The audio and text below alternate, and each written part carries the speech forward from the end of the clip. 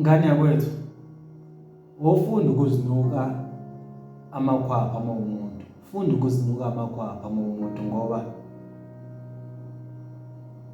inkinga kungenzeka kuwena. So ungazeli abantu ngengqondo yakini ebhedayo ukuthi njengoba ubheda ubhedisa abangani bakho.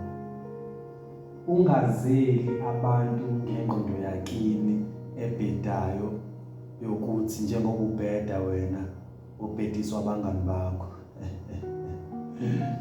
Thina sazi abangani aba-right ngaphandle. Abantu abazokukhumbuza ukuthi how capable are you of doing good things.